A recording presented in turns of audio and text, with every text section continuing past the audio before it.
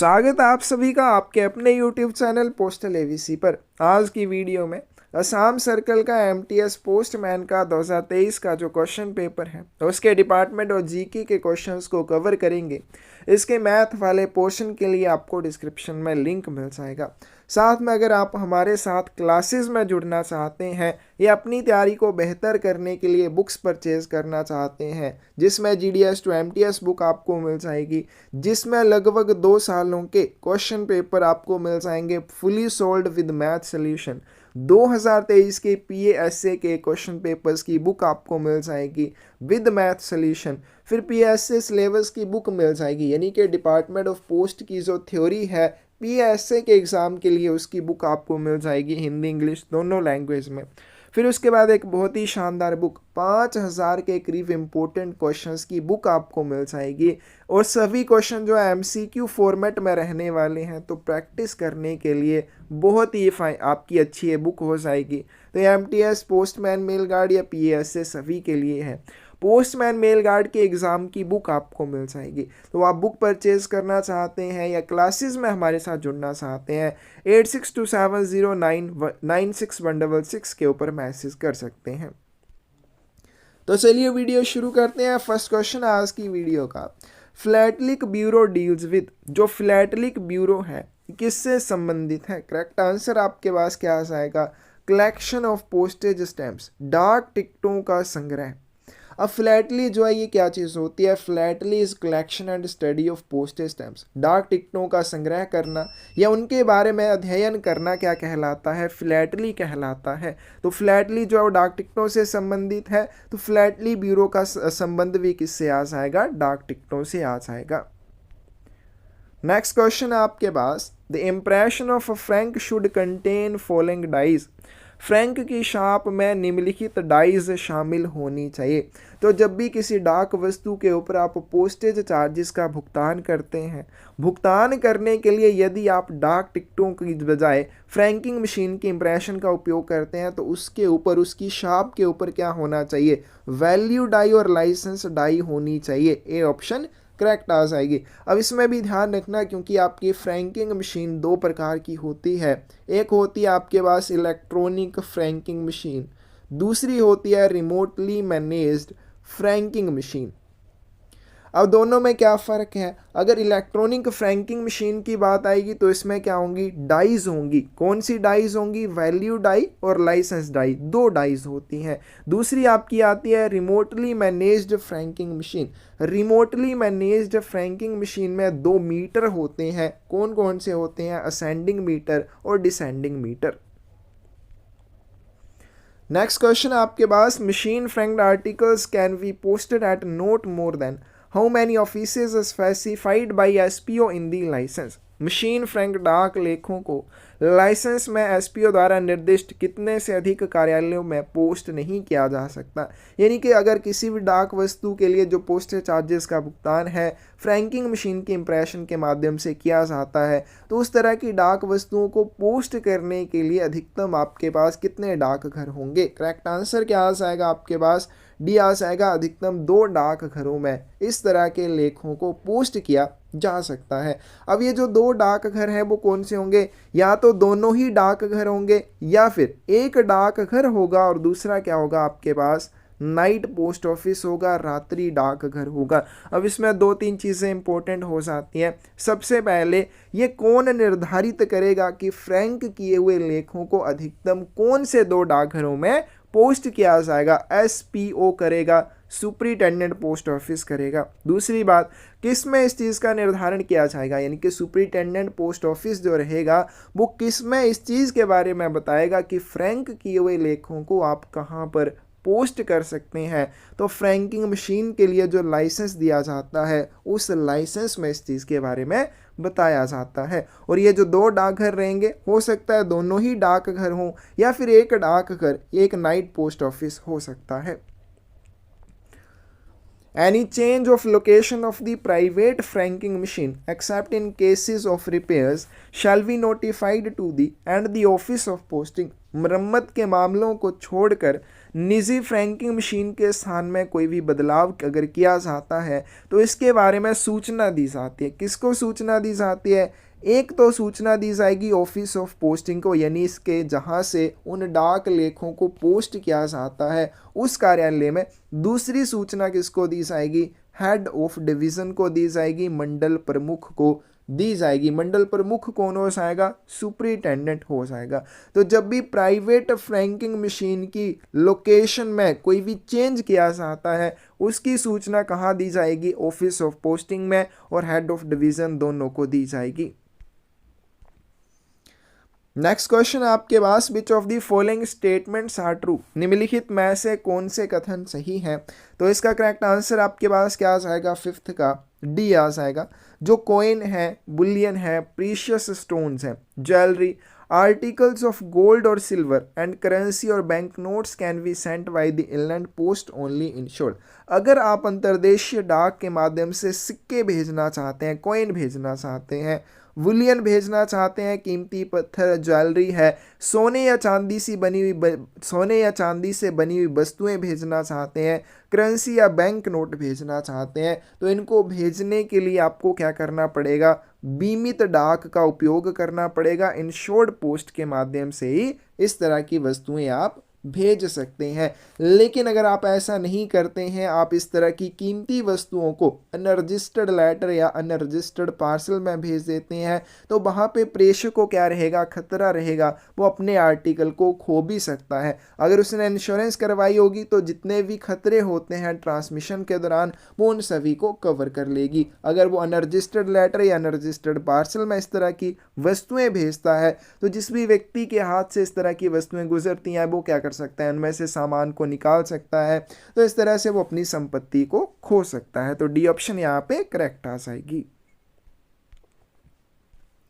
The remark will be recorded on the article if the addressee fails to take delivery after requesting for detention। यदि प्राप्तकर्ता हिरासत के अनुरोध के बाद भी वितरण लेने में विफल रहता है तो लेख पर कौन सी टिप्पणी दर्ज की जाएगी? करेक्ट आंसर आपके पास क्या आ जाएगा? ए आ जाएगा। उसके ऊपर क्या लिख दिया जाएगा? रिफ्यूज्ड लिख दिया जाएगा।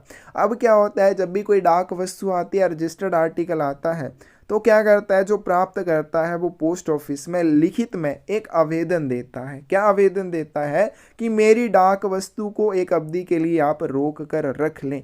अब वो क्या होता है, पहले तो 7 दिनों के लिए उस डाक वस्तु को रोक के रखा जाएगा अगर प्राप्तकर्ता घर पर नहीं मिलता है। दूसरी बात, अगर उस डाक वस्तु को वो रोकने का आवेदन करता है लिखित रूप में, तो 7 दिनों की अवधि समाप्त होने के बाद 8वें दिन से फिर आगे 7 दिनों की अवधि के लिए उस डाक वस्तु को रोक कर रखा जाएगा। लेकिन अगर ये जो आगे के 7 दिन की अवधि होगी इसके दौरान भी प्राप्तकर्ता उस डाक वस्तु का वितरण नहीं लेता है तो उस आर्टिकल के ऊपर क्या रिमार्क दे के उसको वापस किया जाएगा? रिफ्यूज्ड लिख दिया जाएगा। आगे चलते हैं। Pin stands for. पिन की फुल फॉर्म यहाँ पे पूछी गई है, तो इसकी फुल फॉर्म क्या हो जाएगी? पोस्टल इंडेक्स नंबर हो जाएगी। बी ऑप्शन करेक्ट हो जाएगी। Which of the following statements is true? इनमें से कौन सा कथन सत्य है? तो इसमें करेक्ट आंसर आपका ए आ जाएगा। Name of the post town should be noted in block letters and underlined. तो एड्रेस में कौन सी ऐसी चीज़ है जिसको ब्लॉक लेटर्स में बड़े अक्षरों में नोट किया जाता है? तो वो कौन सी चीज़ होती है? पोस्ट टाउन होती है। तो जब भी एड्रेस लिखा जाएगा उसमें पोस्ट टाउन को हमेशा ब्लॉक लेटर्स में बड़े अक्षरों में लिखना चाहिए, फिर उसके बाद उसको अंडरलाइन भी करना चाहिए। अंडरलाइन यानी कि उसके नीचे एक लाइन भी लगानी चाहिए, उसको रेखांकित भी करना चाहिए। और जो पिन कोड रहता है वो पोस्ट टाउन के नीचे फिर दर्ज किया जाता है। तो इंपॉर्टेंट पॉइंट है। Which of the following statements is not correct? निम्नलिखित में से कौन सा कथन सत्य नहीं है? नोट करेक्ट है। ऑप्शंस है आपके पास। Registered articles can be addressed to a post box. पंजीकृत लेखों को पोस्ट बॉक्स के लिए संबोधित किया जा सकता है, गलत है। Unpaid articles can not be addressed to post box. अवैतनिक लेखों को पोस्ट बॉक्स के लिए संबोधित नहीं किया जा सकता, करेक्ट है। Insured articles can not be addressed to post box. बीमित लेखों को पोस्ट बॉक्स के लिए आप संबोधित नहीं कर सकते। Fully paid ordinary articles can be addressed to post box. पूर्णतः यानी कि पूरी तरह से भुगतान किए हुए साधारण पत्र डाक वस्तुओं को पोस्ट बॉक्स के लिए संबोधित कर सकते हैं। तो लेक्चर में जब पढ़ाया था शायद उसमें मेरे से गलती हुई है, अब आप इस चीज़ को करेक्ट करेंगे। पोस्ट बॉक्स के बारे में इनके आपका जो क्लोज नंबर 55 आता है उसमें आपने एक करेक्शन कर लेनी है। करेक्शन क्या है कि कोई भी आपका रजिस्टर्ड आर्टिकल है, कोई भी आपका इंश्योर्ड आर्टिकल है, या फिर कोई भी आपका मनी ऑर्डर है, इस तरह की डाक वस्तुएं कभी भी पोस्ट बॉक्स के पते पर संबोधित नहीं की जाएंगी। वहाँ पे शायद हमने गलत पढ़ा दिया था कि की जा सकती हैं, लेकिन अब आप ध्यान रखेंगे इस तरह की डाक वस्तुएं यानी कि रजिस्टर्ड आर्टिकल है, इंश्योर्ड आर्टिकल है, या वैल्यूएबल आर्टिकल है, या फिर मनी ऑर्डर है, इस तरह की डाक वस्तुएं कभी भी पोस्ट बॉक्स के पते पर संबोधित नहीं की जाएंगी। अब होता क्या है आपके पास, जब भी क्या होता है, कोई भी रजिस्टर्ड आर्टिकल है, इंश्योर्ड आर्टिकल है, वीपी आर्टिकल है, मनी ऑर्डर है, किसी भी ऐसे व्यक्ति को या किसी भी ऐसी फर्म को संबोधित किया जाता है जिसने पोस्ट बॉक्स किराए पर ले रखा है, तो उसका वितरण या भुगतान कभी भी पोस्ट बॉक्स के माध्यम से नहीं किया जाता है। पोस्ट बॉक्स के माध्यम से फुली प्रीपेड अनरजिस्टर्ड आर्टिकल जो होते हैं पत्र डाक के, उन्हीं का वितरण किया जाएगा। उसके अलावा जितनी भी डाक वस्तुएं होंगी अगर वो ऐसे व्यक्ति के या ऐसी फर्म के पते पर प्राप्त होती हैं जिन्होंने पोस्ट बॉक्स भी किराए पर ले रखा है, तब भी उनका वितरण डाकिए के माध्यम से ही किया जाएगा, पोस्ट बॉक्स के माध्यम से कभी नहीं किया जाएगा। तो ऐसी डाक वस्तुएं जो है कभी भी पोस्ट बॉक्स के लिए संबोधित नहीं की जाएंगी। करेक्ट आंसर आपके पास ए आ जाएगा। Registered articles can be addressed to post box, गलत है। ये क्या हो जाएगा, can not be addressed to a post box. पंजीकृत डाक वस्तुएं कभी भी पोस्ट बॉक्स के लिए संबोधित नहीं की जाएंगी। On which part of postal article the name and address of the sender including PIN should appear? डाक लेख के किस भाग पर पिन सहित प्रेषक का नाम और पता अंकित होना चाहिए। तो मान लीजिए आपके पास आर्टिकल है, डाक टिकट जो है राइट हैंड टॉप कॉर्नर में चिपकाए जाएंगे, जो एड्रेसी है या प्राप्तकर्ता का पता है वो कहाँ पे लिखा जाएगा, लोअर राइट हैंड कॉर्नर में लिखा जाएगा निचले हाफ में, और जो बच जाता है प्रेषक उसका एड्रेस लिखा जाता है यहाँ पर। और ये कौन सी साइड है, bottom lower left hand corner, निचले बाएं हाथ के कोने में लिखा जाएगा। डी ऑप्शन करेक्ट आ जाएगी। OIGS स्टैंड्स फॉर, OIGS की फुल फॉर्म यहाँ पे पूछी गई है तो ऑन इंडिया गवर्नमेंट सर्विस हो जाएगी। डी ऑप्शन यहाँ पे करेक्ट आ जाएगी। Which of the following does not come under the purview of prohibited postal articles? निम्नलिखित में से कौन सा निषिद्ध डाक लेखों के दायरे में नहीं आता है। हमें क्या बता रहा है, कौन सा निषिद्ध डाक लेख नहीं माना जाएगा। Anything which is sent in contravention of any enactment for the time being in force, कोई भी ऐसी वस्तु जब भेजी जाती है जो कुछ समय के लिए लागू किसी कानून के उल्लंघन में हो। इनके मान लीजिए कोई भी ऐसी स्थिति आ जाती है, कोई कानून एक लागू किया जाता है कुछ समय के लिए, अब उस कानून के उल्लंघन में अगर कोई वस्तु भेजी जाएगी तो उसको क्या कहेंगे, प्रोहिबिट आर्टिकल कहेंगे। तो सेकंड में एनी इंडिसेंट और obscene printing, painting, photograph, lithograph, engraving book और कार्ड और एनी अदर इंडिसेंट और ऑब्सीन आर्टिकल, कोई भी अशोभनीय या अश्लील प्रिंटिंग है, पेंटिंग है, फोटोग्राफ है, ठीक है, उत्कीर्णन है, लिथोग्राफ है, पुस्तक या कार्ड है, या इस तरह का कोई भी अन्य अशोभनीय या अश्लील लेख है, उसको भी क्या मानना जाएगा, प्रोहिबिट मानना जाएगा। तो ये भी किस में आ जाएगा, प्रोहिबिटेड आर्टिकल्स में आ जाएगा। Any letter, post card, newspaper, packet और parcel having on it or on the cover thereof any birds, marks or design of an indecent, obscene, seditious, scurrilous, threatening और grossly offensive nature, कोई भी पत्र है, post card है, समाचार पत्र, packet या पार्सल है, जिसके ऊपर या उसके कवर के ऊपर कोई भी अशोभनीय, देशद्रोही, भद्दी, धमकी भरा, घोर आपत्तिजनक प्रकृति का कोई भी शब्द या निशान है तो उसको भी क्या माना जाएगा, प्रोहिबिट माना जाएगा, निषिद्ध माना जाएगा। मतलब कि उसको डाक के माध्यम से आप नहीं भेज सकते हैं। तो फर्स्ट भी, सेकंड भी, थर्ड भी, ये सभी किस में आ जाएंगे, प्रोहिबिटेड आर्टिकल्स में आ जाएंगे। यानी कि इस तरह का कोई भी सामान आप डाक के माध्यम से नहीं भेज सकते हैं। Posting of Rakhi envelope by ordinary post, तो साधारण डाक के माध्यम से अगर आप राखी भेजना चाहते हैं तो उसको भेज सकते हैं, तो ये प्रोहिबिट में नहीं आएगा। करेक्ट आंसर आपके पास क्या आ जाएगा, डी आ जाएगा। But is the maximum sum assured limit for procurement of postal life insurance by an insurant. किसी बीमाकर्ता द्वारा डाक जीवन बीमा की खरीद के लिए अधिकतम बीमा राशि की सीमा क्या है? 13 की करेक्ट ऑप्शन आपके पास क्या आ जाएगी? ए आ जाएगी। क्या कितनी है? 50 लाख रुपए है। What is the maximum age limit to subscribe for Atal pension योजना? अटल पेंशन योजना की सदस्यता के लिए अधिकतम आयु सीमा क्या है? करेक्ट आंसर आपके पास क्या आ जाएगा? बी आ जाएगा 40 ईयर्स। मिनिमम की बात करें तो 18 वर्ष है। The minimum amount payable for getting my stamp by corporate customers without discount is। Corporate ग्राहकों द्वारा बिना छूट के माई स्टैम्प प्राप्त करने के लिए दे न्यूनतम राशि जो है वो क्या है? अब यहाँ पे ये क्वेश्चन थोड़ा समझने वाला है कि जब भी कोई कॉरपोरेट कस्टमर माई स्टैम्प शीट बनवाने का ऑर्डर देगा तो मिनिमम ऑर्डर क्वांटिटी उसके लिए कितनी कंपलसरी है? 5000। यानी कि उसको जो ऑर्डर देना पड़ेगा कम से कम 5000 शीटों का देना पड़ेगा। अब एक शीट का जो प्राइस है वो कितना है? 300 रुपये है। यानी कि उसको मिनिमम ऑर्डर देना पड़ेगा 5000 शीट का।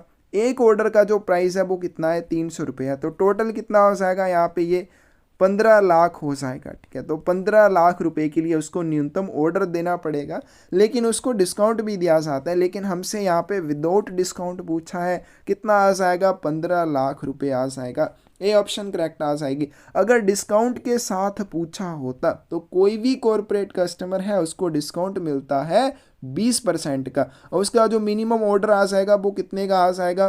कम से कम 15 लाख रुपए का ऑर्डर रहेगा।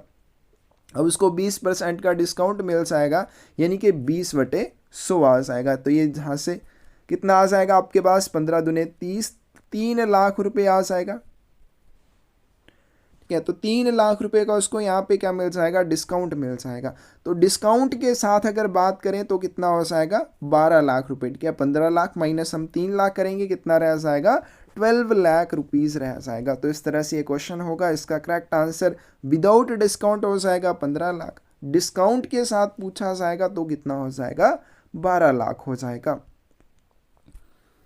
Which of the following statements is not correct in respect of business parcel service? Business parcel सेवा के संबंध में निम्नलिखित में से कौन सा कथन सही नहीं है? Pickup facilities available from the customer premises. ग्राहक परिसर से पिकअप सुविधा उपलब्ध होगी। करेक्ट आंसर देखिए यहाँ पे बिल्कुल सही है। बिजनेस पार्सल में क्या होता है? ग्राहक के परिसर से उसके जो भी बिजनेस पार्सल होते हैं वहीं से उनको पिक कर लिया जाता है। मैक्सिमम वेट लिमिट की बात करें तो इसका स्पीड पोस्ट जितना रहता है 35 kg। मिनिमम चार्जेबल वेट की बात करें तो वो कितना है? 2 kg है। Maximum limit of cash on delivery is available up to 50,000 rupees. Cash on delivery भेजना चाहते हैं आप किसी भी बिजनेस पार्सल को तो मैक्सिमम 50,000 रुपये के लिए भेज सकते हैं। बिल्कुल सही है। Compulsory coverage of insurance is necessary for business parcel consignment. Last point में बोला गया है कि अगर आप बिजनेस पार्सल कंसाइनमेंट भेजना चाहते हैं तो इसकी इंश्योरेंस आपको अनिवार्य रूप से करवानी पड़ेगी, जो कि गलत है। तो जो बिजनेस पार्सल होता है ये कॉन्ट्रैक्चुअल कस्टमर जो होते हैं उनके लिए अवेलेबल रहता है। फिर उसके बाद पिकअप फैसिलिटी मिल जाती है कस्टमर परमिसेस से, यानी कि कस्टमर जो रहेगा उसके परिसर से ही जो पार्सल रहेंगे उनको पिक कर लिया जाएगा। मैक्सिमम वेट 35 kg आ जाएगा, मिनिमम 2 kg आ जाएगा। फिर इसमें इंटरनेट बेस्ड ट्रैक और ट्रेस फैसिलिटी आपको मिल जाएगी। डोर डिलीवरी फैसिलिटी मिल जाएगी। कौन सी फैसिलिटी नहीं मिलेगी इसके बारे में बहुत इंपॉर्टेंट है, इसमें रीडायरेक्शन फैसिलिटी आपको नहीं मिलती है, ये आपने बिल्कुल ध्यान में रखना है। फिर उसका एडवांस डिपॉजिट फैसिलिटी आपको मिल जाएगी। और जो इंश्योरेंस है लास्ट पॉइंट यहाँ पे दे रखा है, ये क्या है? ऑप्शनल है। करवाना चाहते हैं करवा सकते हैं, कंपल्सरी नहीं है। The change or revision of interest rates of small savings scheme are being notified on which basis? लघु बचत योजनाओं की ब्याज दरों में परिवर्तन या संशोधन किस आधार पर अधिसूचित किया जाता है? करेक्ट आंसर क्या आ जाएगा? सी आ जाएगा क्वार्टरली बेसिस के ऊपर। यानी कि पोस्ट ऑफिस में जो सेविंग स्कीम्स होती हैं उनके ऊपर जो इंटरेस्ट रेट दिए जाते हैं वो कैसे उनमें संशोधन किया जाता है या कैसे वो अधिसूचित किए जाते हैं, हर 3 महीने के बाद उनमें संशोधन किया जाता है, चाहे कोई चेंज हो या ना हो, 3 महीने के बाद अधिसूचित कर दिया जाता है। सी ऑप्शन करेक्ट आ जाएगी। But is the tariff for local speed post article booked up to 50 grams, 50 gram तक बुक किए गए स्थानीय स्पीड पोस्ट लेख के लिए टैरिफ जो वो क्या रहेगा, तो लोकल के लिए कितना रहता है, 15 रुपये रहेंगे और साथ में GST अलग से आपको देनी पड़ेगी। A branch of RMS where closed bags are received and dispatched but sorting of letters is not done in this unit is called as, RMS की एक ऐसी शाखा जहां पर क्या होता है, बंद बैग प्राप्त होते हैं और भेजे जाते हैं लेकिन पत्रों की छंटाई नहीं की जाती है, उसे हम क्या कहते हैं, उसे कहा जाता है ट्रांजिट मेल ऑफिस, परिवहन डाक कार्यालय। तो ये भी क्या होती है, RMS की रेलवे डाक सेवा की एक शाखा होती है। यहाँ पे क्या होता है, बंद थैलों को प्राप्त किया जाता है और बंद थैलों को ही प्रेषित किया जाता है, पत्रों की छंटाई वगैरह इस यूनिट में नहीं की जाती है। AMPC स्टैंड्स फॉर, AMPC की फुल फॉर्म क्या हो जाएगी, ऑटोमेटिक मेल प्रोसेसिंग सेंटर। क्या होते हैं, जहां पर छंटाई का काम मशीनों के माध्यम से किया जाता है। डी ऑप्शन करेक्ट आ जाएगी। In mail office CRC stands for, mail कार्यालय में CRC का क्या अर्थ हो जाएगा, करेक्ट आंसर क्या आ जाएगा आपके पास, CRC की फुल फॉर्म हो जाएगी computerised registration centre. A option correct हो जाएगी। Returned letter office is established at, पुनः प्रेषण केंद्र कहाँ पर स्थित होता है, तो at the headquarter of postal circle, डाक सर्कल के मुख्यालय में पुनः प्रेषण केंद्र स्थित होता है। रिटर्न्ड लेटर ऑफिस जो है किससे संबंधित होता है या किस तरह के लेखों का निपटान करता है, तो जो अनक्लेम्ड आर्टिकल्स होते हैं, रिफ्यूज्ड आर्टिकल्स हैं, बिना पते वाले आर्टिकल हैं, आधे अधूरे पते वाले आर्टिकल हैं या अस्पष्ट पते वाले जो आर्टिकल हैं, इस तरह के लेखों का निपटान जो वो किया जाता है पुनः प्रेषण केंद्र में। By whom A orders are issued, A आदेश जो है वो किसके द्वारा जारी किए जाते हैं, 3 तरह के आदेश आपने याद रखने हैं, ए ऑर्डर्स, बी ऑर्डर्स और एक आते हैं टीवी ऑर्डर्स। ए ऑर्डर जो वो किसके द्वारा जारी किए जाते हैं, अधीक्षक RMS के द्वारा या जो वरिष्ठ अधीक्षक होता है RMS का उसके द्वारा जारी किए जाते हैं, तो बी ऑप्शन जो है यहाँ पे करेक्ट आ जाएगी, सुपरिटेंडेंट और सीनियर सुपरिटेंडेंट ऑफ RMS। अब दूसरी बात करें ए ऑर्डर्स की, किसके संबंध में इनको जारी किया जाता है, सुपरिटेंडेंट RMS के द्वारा ये जारी किए जाएंगे। अलग बात है क्यों इनको जारी किया जाता है, for prescribing changes in sorting list, छंटाई सूची में परिवर्तन निर्धारित करने के लिए इनको जारी किया जाता है। फिर दूसरी बात करें बी ऑर्डर्स की, तो बी ऑर्डर जो है ये भी सुपरिटेंडेंट RMS के द्वारा जारी किए जाएंगे, for guidance of subordinates in performance of their duties in mail office, डाक कार्यालय में अधीक्षक RMS के, क्योंकि मेल ऑफिस जो है वो भी रेलवे मेल सर्विस का हिस्सा है, तो मेल ऑफिस में जो भी अधीनस्थ अधिकारी होंगे सुपरिटेंडेंट RMS के, उन सभी के काम के मार्गदर्शन के लिए बी ऑर्डर जारी किए जाते हैं। टीवी ऑर्डर जो है वो कैंप बैग्स या कैंप आर्टिकल्स के निपटान के संबंध में जारी किए जाते हैं। आगे चलते हैं, DM and SL stands for, DM और SL का क्या अर्थ आ जाएगा, तो इसकी फुल फॉर्म क्या हो जाएगी, ड्यू मेल और सॉर्टिंग लिस्ट हो जाएगी। करेक्ट ऑप्शन कौन सी आ जाएगी आपके पास, बी आ जाएगी। ड्यू मेल लिस्ट में कौन सी चीज़ें बताई जाती हैं, सॉर्टिंग लिस्ट में कौन सी चीज़ें बताई जाती हैं, बहुत अच्छे से आपको याद रखनी है। थोड़ा सा यहाँ पे रिवीजन करते हैं। ड्यू मेल लिस्ट में DML में क्या चीज़ें बताई जाती हैं, मेल ऑफिस या ट्रांजिट सेक्शन के द्वारा प्राप्त किए जाने वाले या जो भी डिस्पैच किए जाने वाले थैले होते हैं उनकी सूची या उनकी डिटेल इसमें रहती है। दूसरी बात, किन मामलों में जो खुले थैले होते हैं उनके साथ मेल लिस्ट आपको प्राप्त करनी है या प्रेषित करनी है, ड्यू मेल लिस्ट में बताया जाता है। फिर ट्रांजिट बैग कब बनाए जाने हैं, किन मामलों में मेल बैग के अंदर आपको अकाउंट बैग या BO बैग को डाल के भेजना या प्राप्त करना है, ये सारी चीज़ें बताई जाती हैं। सॉर्टिंग लिस्ट के बारे में बहुत बार पूछा गया है, सॉर्टिंग लिस्ट जो है इसमें क्या दर्शाया जाता है, तो किन कार्यालयों के लिए मेल बैग या रजिस्टर्ड बैग जो है वो बनाए जाने हैं उस चीज़ के बारे में इसमें बताया जाता है। और भी चीज़ें इंपॉर्टेंट जो है इसके संबंध में ज़रूर याद करनी है। Service post cards, service post card जो है M26A के ऊपर जिन्हें बनाया जाता है, which are employed for the purpose of determining the relative advantage of alternative mail routes और the cause of detention of articles are called as. सेवा पोस्ट कार्ड जो वैकल्पिक मेल मार्गों में सापेक्ष लाभ का या लेखों के अवरोधन का कारण निर्धारित करने के उद्देश्य से उपयोग किए जाते हैं, उनको क्या कहा जाता है? उनको क्या कहा जाएगा? ट्रायल कार्ड कहा जाएगा। कई बार पूछ लिया जाता है कि ट्रायल कार्ड जो है ये क्या होते हैं, तो ये सर्विस पोस्ट कार्ड होते हैं। क्या क्या होते हैं? पोस्ट कार्ड होते हैं, सेवा पोस्ट कार्ड होते हैं। M26A के ऊपर इन्हें बनाया जाता है और इनका यूज़ क्या होता है वो भी इम्पोर्टेंट है। उनके बैग के ऊपर कौन कौन से कॉलम बने होते हैं वो भी याद करने हैं। NPO स्टैंड्स फॉर, NPO की फुल फॉर्म क्या हो जाएगी? तो इसकी फुल फॉर्म हो जाएगी night post office. Correct answer आपके पास क्या आ जाएगा? बी आ जाएगा। आगे चलते हैं। Total number of postal circles in India is, Bharat में डाक सर्कलों की कुल संख्या जो है वो कितनी है? तो भारत में टोटल कितने पोस्टल सर्कल हैं? 23 डाक सर्कल हैं। ए ऑप्शन करेक्ट आ जाएगी। Branch post office function normally up to how many hours per day, शाखा डाकघर सामान्यतः प्रतिदिन कितने घंटों तक काम कर सकते हैं? मैक्सिमम वर्किंग आवर्स यानी कि अप टू पूछा गया कितने समय तक काम कर सकते हैं? 5 घंटों के लिए कर सकते हैं। सी ऑप्शन जो है करेक्ट आ जाएगी। Which of the following statements is true in respect of railway mail service? Railway डाक सेवा के संबंध में कौन सा कथन सत्य है? It provides saving bank services, या बचत बैंक सेवाएं प्रदान करता है। गलत है। करेक्ट आंसर जो है वो सी आएगा।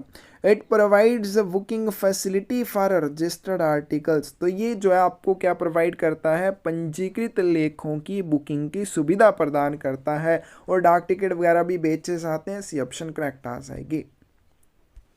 Which of the following cannot be used as payment of postage? निम्नलिखित में से किसका उपयोग डाक शुल्क के भुगतान के लिए नहीं किया जा सकता है? फर्स्ट है revenue stamps, service stamps, impression of franking machine या पोस्टेज स्टैम्प। इन सभी का यूज़ कर सकते हैं, लेकिन रेवेन्यू स्टैम्प का उपयोग कभी भी डाक टिकटों की जगह पे नहीं कर सकते। यानी कि डाक शुल्क का भुगतान करने के लिए रेवेन्यू स्टैम्प्स का यूज़ कभी भी नहीं किया जाता है। ए ऑप्शन करेक्ट आ जाएगी। नेक्स्ट है आपके पास जीके के questions. Which of the following documentary one the Oscar award 2023 in the category of best documentary short film? निम्नलिखित में से किस डॉक्यूमेंट्री ने सर्वश्रेष्ठ डॉक्यूमेंट्री लघु फिल्म की श्रेणी में ऑस्कर पुरस्कार 2023 जीता? करेक्ट आंसर आपके पास ए आ जाएगा, द एलिफेंट विस्परस। नेक्स्ट है आपके पास in which year Shri Bhupen Hazarika was conferred with prestigious Bharat Ratna award? किस वर्ष में श्री भूपेन हजारिका को प्रतिष्ठित भारत रत्न पुरस्कार से सम्मानित किया गया? करेक्ट आंसर आपके पास क्या आ जाएगा? सी आ जाएगा 2019 में। विच of the following event in India freedom struggle टूक प्लेस इन 1942? भारतीय स्वतंत्रता संग्राम में निम्नलिखित में से कौन सी घटना 1942 में हुई? करेक्ट आंसर आपके पास बी आ जाएगा, क्विट इंडिया मूवमेंट, भारत छोड़ो आंदोलन। Imagine that you are attending to payment of money order in your beat and an aged woman gives you a tip of 10 rupees on payment of old age pension money order to her. What should be your response to this situation? अब मान लीजिए आप क्या करते हैं, अपनी गश्त में एक मनी ऑर्डर का भुगतान करने जाते हैं। जो मनी ऑर्डर है वो कौन सा है? पेंशन मनी ऑर्डर है। और आप एक बुजुर्ग महिला को उस मनी ऑर्डर का भुगतान करते हैं। भुगतान करने के बाद वो महिला आपको 10 रुपये टिप देती है, तो आप उस स्थिति में क्या करेंगे? करेक्ट आंसर क्या आ जाएगा आपके पास? Do not accept the money from the payee. आपको कभी भी मनी ऑर्डर के प्राप्तकर्ता से कोई भी पैसे एज अ टिप कभी भी नहीं लेने हैं। And explain her that it is his duty to make the payment to payee. और आपको उसे ये बताना है कि ये मेरा कर्तव्य है कि मैं मनी ऑर्डर का भुगतान प्राप्तकर्ता को करूं, मुझे इसमें टिप नहीं लेनी है। ठीक है, तो डी ऑप्शन जो है करेक्ट आ जाएगी। Imagine that you are attending to clearance of letter box in your office, and while clearing the letter box you find a currency note of 500 rupees in letter box. What should be your response to this situation? कल्पना कीजिए आप क्या करते हैं, अपने कार्यालय में letter box की निकासी कर रहे हैं। निकासी करते समय आपको लेटर बॉक्स में से 500 रुपये का नोट मिलता है, तो आप क्या करेंगे? क्या बाकी चाहे आप कुछ भी करें, लेकिन आपका आंसर जो वो क्या होना चाहिए? Hand over it to the postmaster and credit it to the department. आपका ये फर्ज बनता है कि आप उसे पोस्ट मास्टर को सौंप दें, फिर वो जो करे उसकी मर्जी। क्या इसको विभाग को जमा किया जाना चाहिए? ए ऑप्शन करेक्ट आ जाएगी। Which is the largest state in terms of geographical area in India? Bharat में भौगोलिक क्षेत्रफल की दृष्टि से सबसे बड़ा जो राज्य है वो कौन सा है? ए ऑप्शन करेक्ट आ जाएगी, Rajasthan. Is the capital of the union territory of Dadra and Nagar Haveli and दमन और दीव? केंद्र शासित प्रदेश दादरा नगर हवेली और दमन दीव का राजधानी जो है वो कौन सी है? करेक्ट आंसर क्या आ जाएगा? सिलवासा। सी ऑप्शन जो है करेक्ट आ जाएगी। Constitution day is celebrated in India on? Bharat में संविधान दिवस जो है वो कब मनाया जाता है? तो ये मनाया जाता है 26 नवंबर को। बी ऑप्शन करेक्ट हो जाएगी। नेक्स्ट है आपके पास, who is the present chairperson of Rajya Sabha? Rajya Sabha के वर्तमान अध्यक्ष कौन है? तो इसका आंसर जो है गूगल करते रहना, अपडेट होते रहते हैं। करेक्ट आंसर क्या आ जाएगा आपके पास? डी आ जाएगा, Jagdeep Dhankhar. Sweety Boora won the gold medal in which of the following sport event in world championship 2023? Sweety Boora ने विश्व चैंपियनशिप 2023 में निम्नलिखित में से किस खेल प्रतियोगिता में स्वर्ण पदक जीता? करेक्ट आंसर क्या आ जाएगा आपके पास? सी आ जाएगा, बॉक्सिंग में जीता। नेक्स्ट चलते हैं पेपर 2 की बात करते हैं, जो कि है पोस्टमैन के लिए। फर्स्ट क्वेश्चन है इसमें आपके पास, which is the true with respect to postman having the knowledge of postal business? जो डाकिये होते हैं उनसे अपेक्षा की जाती है कि उन्हें डाक व्यवसाय का ज्ञान होना चाहिए। हमें यहाँ पे बताना है कि इसके संबंध में यहाँ पे कौन सा सत्य है। फर्स्ट है आपके पास, he is not expected to know the inland postage rates और इलेक्ट्रॉनिक मनी ऑर्डर कमीशन। उससे ये उम्मीद नहीं की जाती कि उसे इनलैंड पोस्टेज रेट यानी कि अंतर्देशीय डाक की जो दरें हैं वो मालूम होनी चाहिए, और इलेक्ट्रॉनिक मनी ऑर्डर जो होते हैं उनके ऊपर क्या कमीशन लिया जाएगा वो उसको पता होना चाहिए, जो कि क्या है? गलत है। उसको ये चीज़ों के बारे में पता होना चाहिए। यहाँ पे लिखा है नॉट एक्सपेक्टेड, उससे उम्मीद नहीं की जाती, उससे की जाती है, उसको ये पता होना चाहिए। He should know how to fill up the postal forms. उसे ये पता होना चाहिए जो पोस्टल फॉर्म्स वगैरह होते हैं, यानी कि कोई भी इलेक्ट्रॉनिक मनी ऑर्डर का फॉर्म भरना है, कोई भी आपकी जमा पर्ची है, निकासी पर्ची है, या फिर बाकी जो भी अकाउंट ओपनिंग फॉर्म होते हैं, इस तरह के जो भी पोस्टल फॉर्म्स होते हैं उसको भरने आने चाहिए। बिल्कुल सही बात है। He is expected to know the operation of Finacle software. वो फनेकल सॉफ्टवेयर चलाने में सक्षम होना चाहिए, उससे उम्मीद की जाती है, जो कि गलत है। Need note use PMA app for delivery of article. तो जो भी आर्टिकल का वो वितरण करेगा, जो भी जवाबदेह लेख होते हैं उनके लिए क्या रहेगा? PMA ऐप का यूज़ उसे करना होगा। तो ये भी क्या हो जाएगा? गलत हो जाएगा। हमें क्या बताना है यहाँ पे कौन सा करेक्ट है? तो बी ऑप्शन जो है ये करेक्ट आ जाएगी। उसे पोस्टल फॉर्म भरने आने चाहिए, फिर उसके बाद उसे रेट ऑफ इनलैंड पोस्टेज अंतर्देशीय डाक दरें पता होनी चाहिए, इलेक्ट्रॉनिक मनी ऑर्डर्स के ऊपर कमीशन जो लिया जाता है उसके बारे में पता होना चाहिए, इंश्योरेंस के जो चार्जेस हैं वो पते होने चाहिए, फी फॉर रजिस्ट्रेशन पंजीकरण के लिए क्या शुल्क लगता है, ये सारी चीज़ें उसको मालूम होनी चाहिए। For but purpose form MS-27 is used in post office. डाकघर में फॉर्म MS-27 का उपयोग किस उद्देश्य से किया जाता है? MS-27 क्या होता है? पोस्टमैन बुक होती है। फॉर एंटरिंग अकाउंटेबल आर्टिकल्स और मनी ऑर्डर्स बाय पोस्टमैन। तो डाकिया क्या करता है? उसको वितरण के लिए जो भी अकाउंटेबल आर्टिकल यानी कि जैसे VP आर्टिकल है, इंश्योर्ड आर्टिकल है, रजिस्टर्ड आर्टिकल है, या मनी ऑर्डर, इस तरह के जो भी आर्टिकल रहेंगे वो इन सभी को अपनी पोस्टमैन बुक में दर्ज करता है। सी ऑप्शन करेक्ट आ जाएगी। Which is correct with reference to delivery of damaged articles. क्षतिग्रस्त डाक वस्तुओं की डिलीवरी के संदर्भ में कौन सा सही है? तो इसमें करेक्ट आपका आंसर आ गया आपके पास भी, matter to be brought to the notice of postmaster before delivery. तो कोई भी क्षतिग्रस्त डाक वस्तु रहेगी उसके बारे में डाकिया का ये फर्ज बनता है, जैसे ही डाकिए के ध्यान में, ठीक है, जब भी डाकिए को क्या किया जाता है, आर्टिकल्स दिए जाते हैं वितरण करने के लिए, तो डाकिए का ये फर्ज बनता है उन सभी की ध्यानपूर्वक जांच करना कि कोई भी डाक वस्तु को कोई नुकसान तो नहीं पहुंचा है, या कोई भी डाक वस्तु का, ठीक है, कोई भी डाक वस्तु फटी हुई ना हो, उसको कोई भी डैमेज ना हुआ हो, नुकसान ना हुआ हो, तो ये डाकिए का फर्ज बनता है।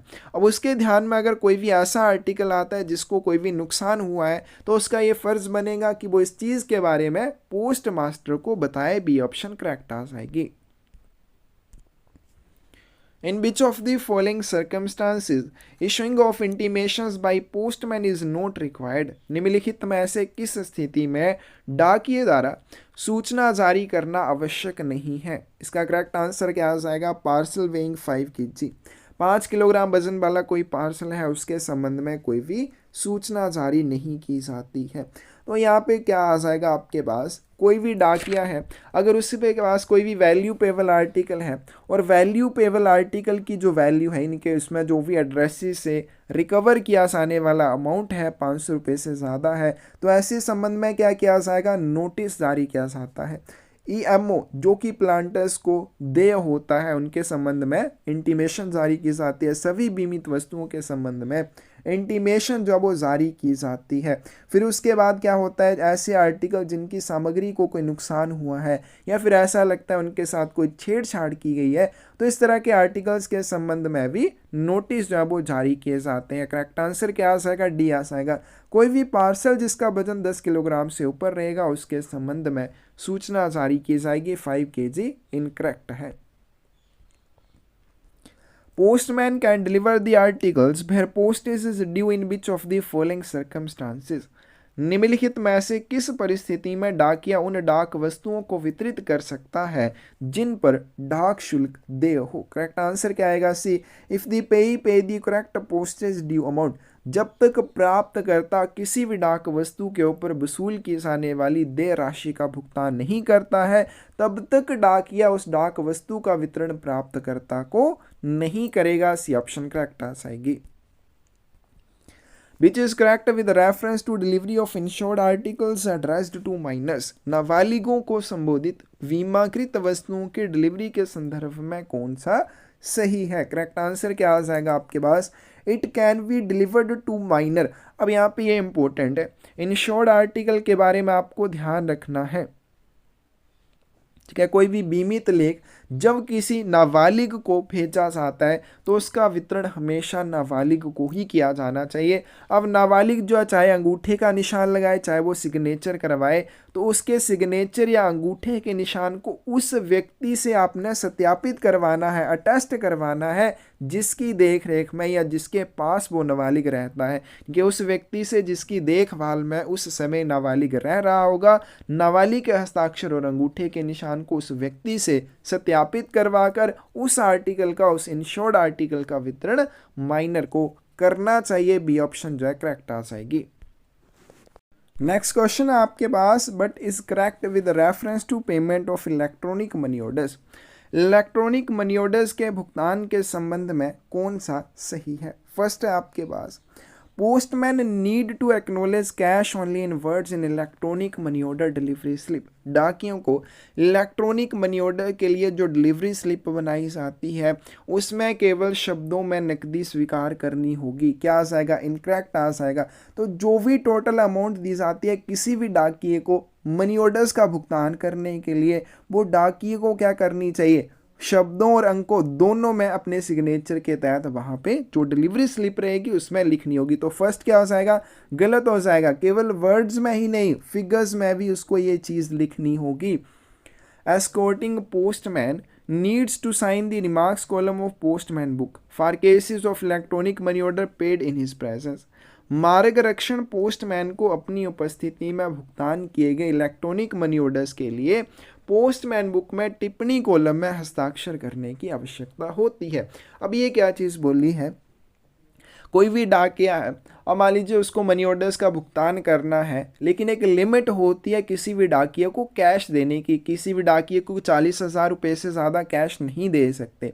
अब वहाँ पे मान लीजिए मनी ऑर्डर आ जाते हैं जिनकी टोटल वैल्यू 60,000 रुपये है। अब क्या हो गया, डाकिये को तो आप 40,000 रुपये दे सकते हैं, अब 20,000 रुपये आप कैसे उसका करेंगे भुगतान। तो उसमें क्या होता है, उस डाकिये के साथ जिसके पास इलेक्ट्रॉनिक मनी ऑर्डर है या फिर वैल्यू पेबल आर्टिकल या इंश्योर्ड आर्टिकल है वितरित करने के लिए, जिनकी टोटल अमाउंट जो है उसकी लिमिट से बढ़ जाती है जो उसको दी जा सकती है, वहाँ पे क्या किया जाता है, उस डाकिये के साथ एक और डाकिये को भेजा जाता है और वो डाकिया क्या करता है, उस डाकिये के साथ जाता है वितरण या भुगतान करने के लिए और उस सीमा तक उसका भुगतान करता है जहां तक वो राशि जो उसकी लिमिट में नहीं आ जाती। यानी कि अगर 60,000 रुपये की उसकी टोटल थी अमाउंट जो उसने भुगतान करनी थी मनी ऑर्डर्स की, तो यहाँ पे क्या होगा, एस्कॉर्टिंग पोस्टमैन उसके साथ तब तक वितरण या भुगतान का कार्य करवाएगा जब तक ये 60,000 रुपये कम होकर 40,000 रुपये नहीं हो जाते। तो 40,000 रुपये होने पर जो भी पोस्टमैन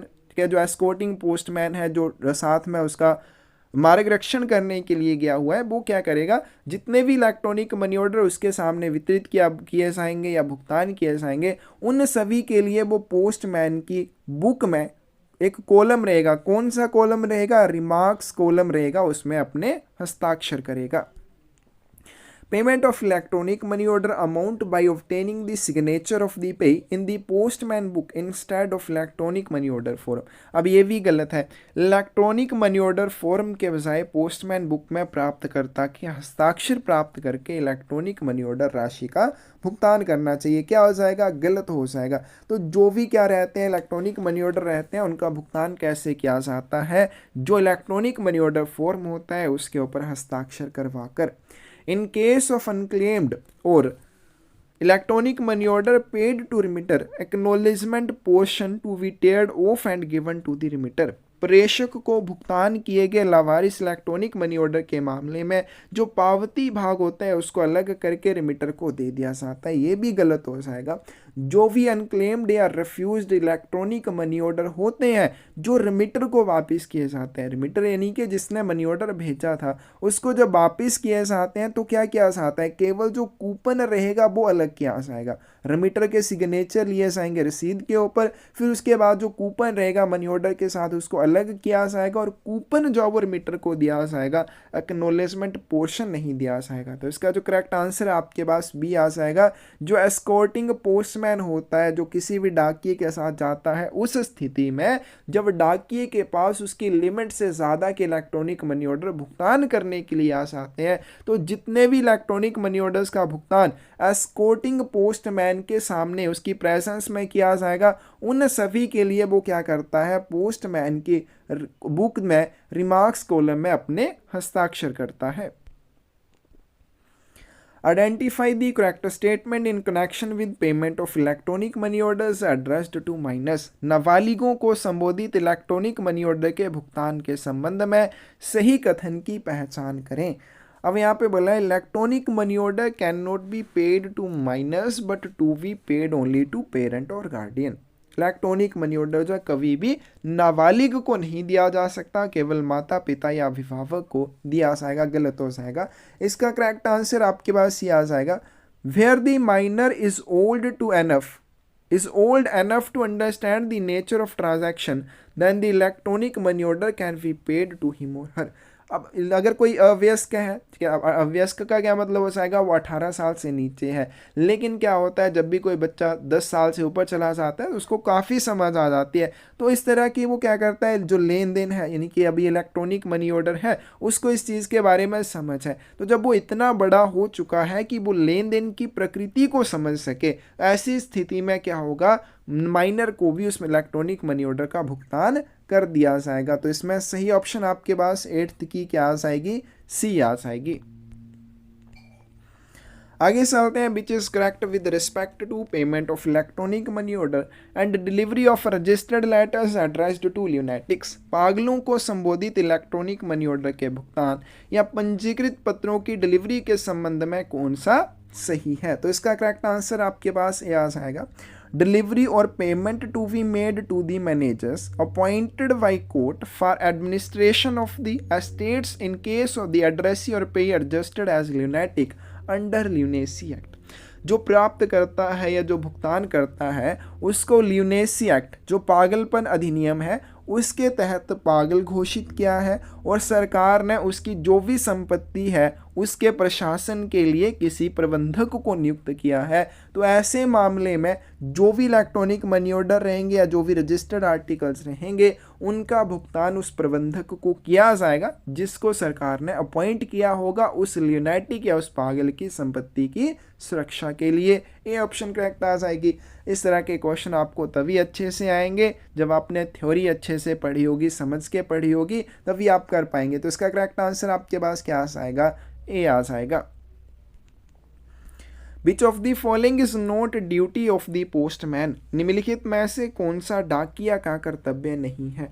अब डाकिये जो होते हैं उनके बहुत सारे कर्तव्य होते हैं।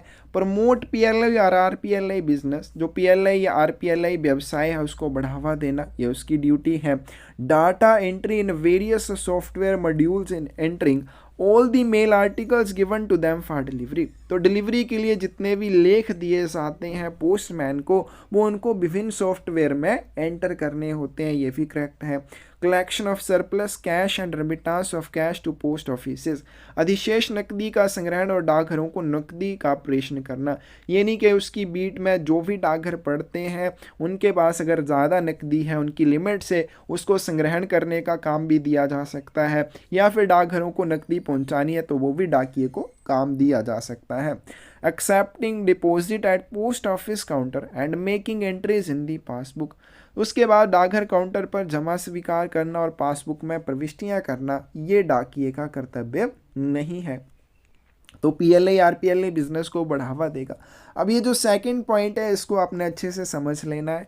जब भी आर्टिकल दिए जाते हैं किसी भी डाकिये को वितरण करने के लिए तो उसको क्या करने होते हैं, वो विभिन्न सॉफ्टवेयर्स में एंटर करने होते हैं।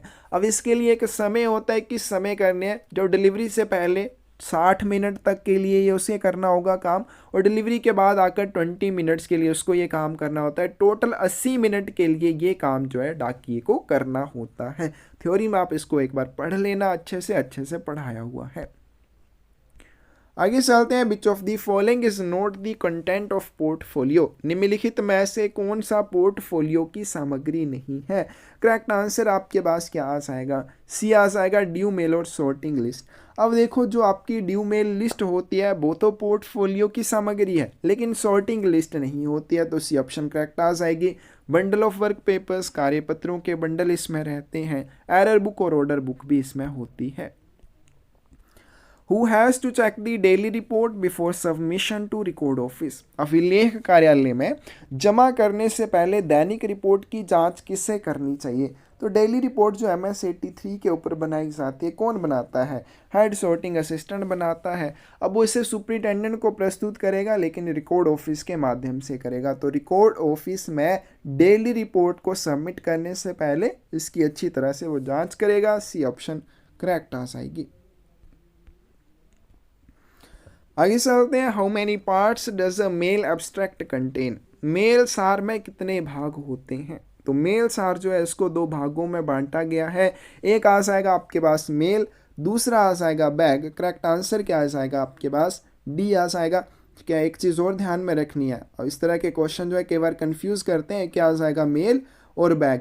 फिर इनको भी आगे क्या किया जाता है, आगे बांटा जाता है रिसिप्ट्स में, यानी कि जो प्राप्तियां होंगी एक साइड वो रहेगी, दूसरी साइड डिस्पैचेस यानी कि जो प्रेषण है।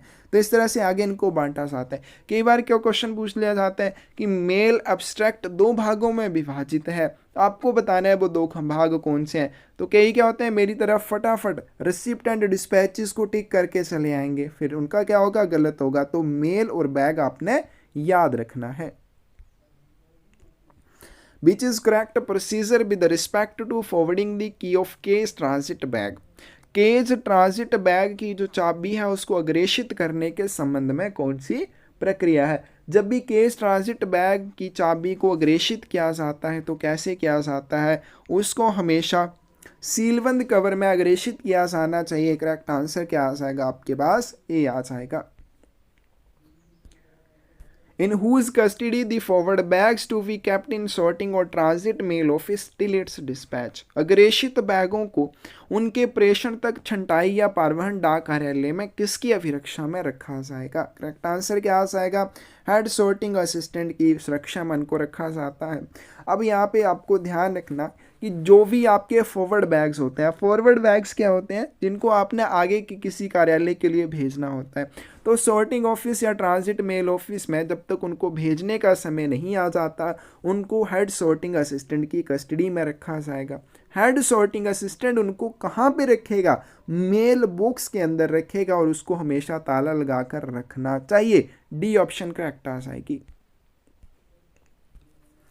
विच is not the duty of the mail guard और मेल एजेंट? मेल गार्ड या मेल एजेंट का कर्तव्य इनमें से कौन सा नहीं है? Need to handle the articles contained in the closed bags including transit bags addressed to their section. अपने अनुभाग को संबोधित परिवहन थैलों सहित बंद थैलों में मौजूद डाक वस्तुओं को संभालने की आवश्यकता होती है। फर्स्ट ही पॉइंट क्या आ जाएगा? गलत आ जाएगा। क्यों गलत आ जाएगा? क्योंकि जो मेल एजेंट या मेल गार्ड होता है उसको कभी भी बंद डाक में जो वस्तुएं प्राप्त होती हैं उनके साथ उसका कोई लेना देना नहीं होता है। Nothing to do with articles contained in the closed mails made over to him. जो भी बंद डाक में मेल एजेंट या मेल गार्ड को डाक लेख सौंपे जाते हैं, उन डाक लेखों के साथ मेल एजेंट या मेल गार्ड का कोई भी लेना देना नहीं होता है। लेकिन जो भी ट्रांजिट बैग सेक्शन या ऑफिस के लिए भेजे जाते हैं, संबोधित किए जाते हैं, उनको मेल एजेंट या मेल गार्ड के द्वारा खोला जाता है और उनकी सामग्री का निपटान किया जाता है।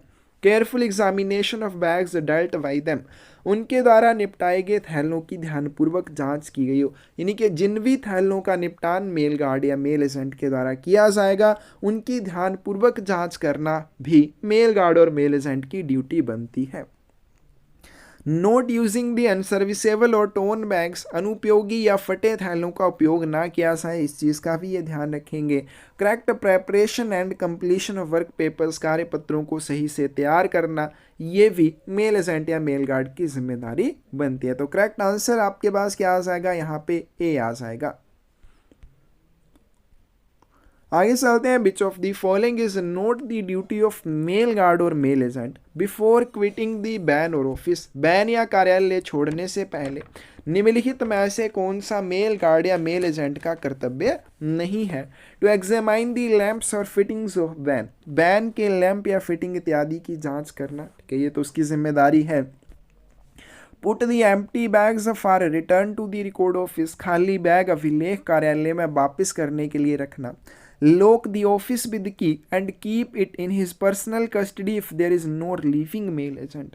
अगर कोई भी रिलीविंग मेल एजेंट नहीं है तो कार्यालय कक्ष को वो ताला लगाएगा और चाबी जो अपनी व्यक्तिगत अभिरक्षा में रखेगा। बिल्कुल करेक्ट है। सॉर्टिंग ऑफ पोस्टल आर्टिकल्स, ये काम जो है मेल एजेंट या मेल गार्ड का नहीं होता है बैन छोड़ने से पहले। तो डी ऑप्शन जो है करेक्ट आ जाएगी। आगे चलते हैं। प्रेजेंस ऑफ फॉलोइंग ऑफिसर और official is not required while closing the transit bag. परिवहन थैला बंद करते समय निम्नलिखित अधिकारी या कर्मचारी की उपस्थिति आवश्यक नहीं है। ठीक है, किसकी आवश्यक नहीं है? तो जब भी कोई ट्रांजिट बैग को बंद किया जाता है या सील किया जाता है उस समय किसकी प्रेजेंस की आवश्यकता होती है? या तो हेड सॉर्टिंग असिस्टेंट होना चाहिए, या हेड मेल गार्ड होना चाहिए, या मेल एजेंट होना चाहिए। Assistant superintendent of railway mail, इसकी आवश्यकता नहीं होगी। डी ऑप्शन करेक्ट आ जाएगी। The list issued by the superintendent shows the quantity or number of the articles to be supplied to each set of every section and mail office in the division। अधीक्षक द्वारा जारी की गई कौन सी सूची मंडल में जितने भी अनुभाग और डाक कार्यालय हैं उनके प्रत्येक सेट को आपूर्ति की जाने वाली किस चीज़ की मात्रा या संख्या को दर्शाती है? करेक्ट आंसर क्या आ जाएगा? Stationery rate list. ठीक है। स्टेशनरी रेट लिस्ट जो है वो सुपरिटेंडेंट के द्वारा जारी की जाती है और ये क्या चीज़ दर्शाती है, ये दर्शाती है मंडल में जितने भी अनुभाग हैं या जितने भी मेल कार्यालय हैं उनके प्रत्येक सेट को किस मात्रा में, कितनी संख्या में स्टेशनरी की आपूर्ति की जानी है। तो सेकंड जो यहाँ पे फिल इन दी ब्लैंक है इसमें क्या आएगा, स्टेशनरी आ जाएगा। In the sorting mail office, the insurance seal must always remain in the possession of the who will be held responsible for its safe custody.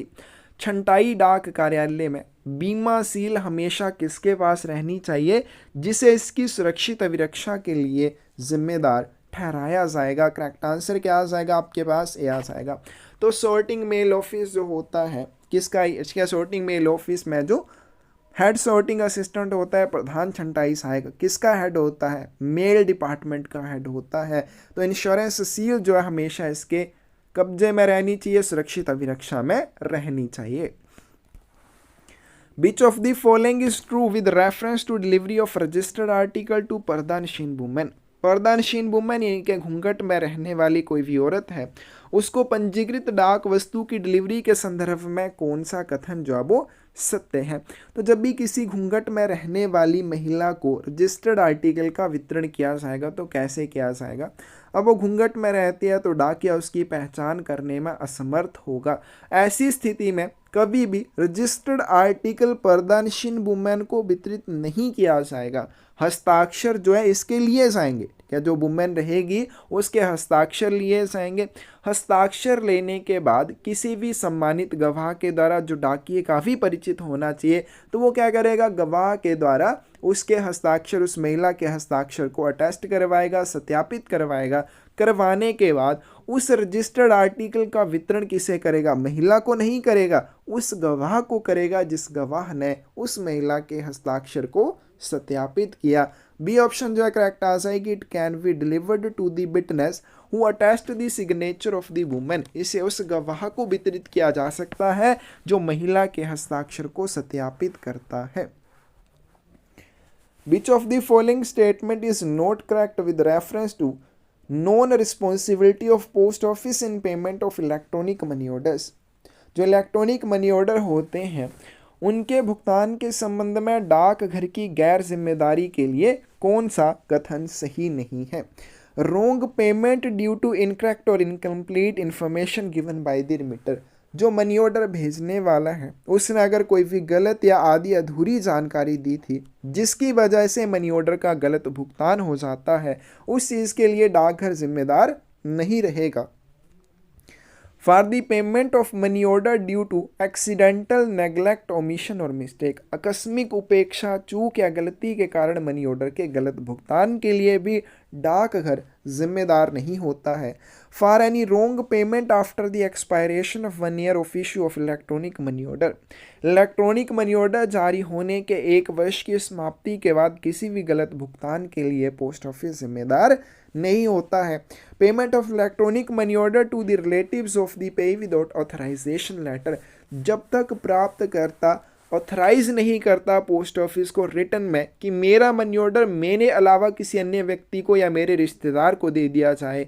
अब आपने क्या किया कि आपके पास ऑथराइजेशन लेटर नहीं है, प्राप्तकर्ता ने ऐसी अथॉरिटी नहीं दी है, फिर भी अगर उसका भुगतान उसके किसी रिलेटिव को कर दिया जाता है तो उस चीज़ के लिए डाकघर जिम्मेदार होगा। डी ऑप्शन जो है करेक्ट आ जाएगी। Which is correct statement with the reference to collection of redirection fees for parcels। Parcel के लिए पुनर्निर्देशन शुल्क के संग्रह के संदर्भ में कौन सा कथन सही है। Redirection fees to be collected even if the parcel is delivered within the delivery area of the same post office। यदि पार्सल जो है सेम डाकघर के वितरण क्षेत्राधिकार के भीतर वितरित किया जाना है, यानी कि सेम पिन कोड के भीतर जब उसकी रिडायरेक्शन की जाती है तो पुनर्निर्देशन शुल्क जो है नहीं लिया जाएगा। No redirection fees to the inland parcel addressed to troops. सैनिक जो होते हैं, ट्रूप जो होते हैं, उनके लिए कोई भी पार्सल है जब उसका पुनर्निर्देशन किया जाता है तो कोई शुल्क नहीं लगेगा। बिल्कुल क्या हो जाएगा आपके पास, करेक्ट हो जाएगा। ये क्या है आपके पास, गलत हो जाएगा। Redirection fees at the rate of 3/4 of the prepaid rate to be collected.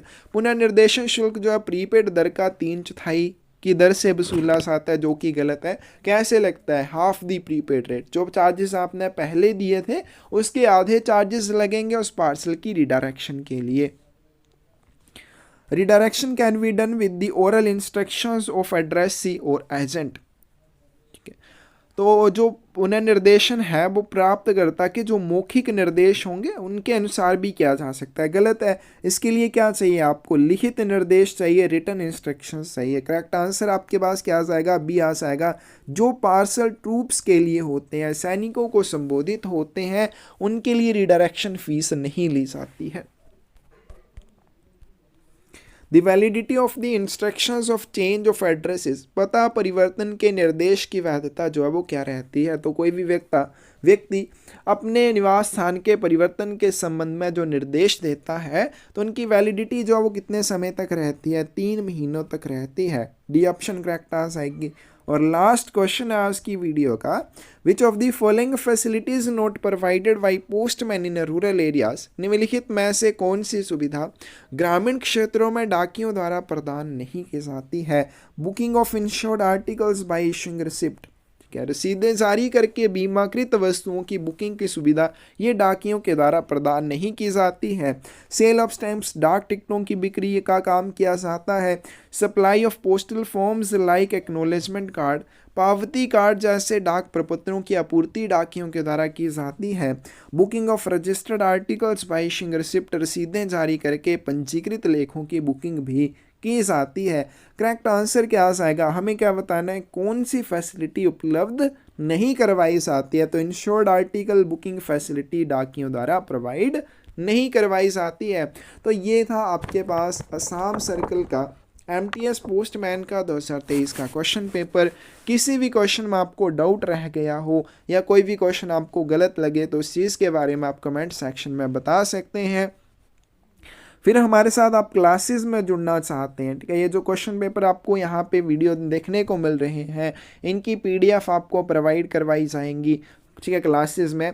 फिर उसके बाद आपको इनकी बुक भी अवेलेबल हो जाएगी, बुक भी आपको मिल जाएगी अगर आप बुक लेना चाहते हैं, जिसमें ये 5 बुक्स हमारे पास अवेलेबल हैं। पाँचों की पाँचों बुक्स आपकी प्रमोशन में आपकी बहुत ज़्यादा हेल्प करेंगी, आपकी तैयारी जो है वो अलग लेवल के ऊपर पहुंचा देंगी। तो आप अगर जुड़ना चाहते हैं क्लासेस में या बुक्स परचेज करना चाहते हैं तो स्क्रीन पे दिए नंबर पे मैसेज करके हमारे साथ जुड़ सकते हैं या बुक्स परचेज कर सकते हैं। धन्यवाद।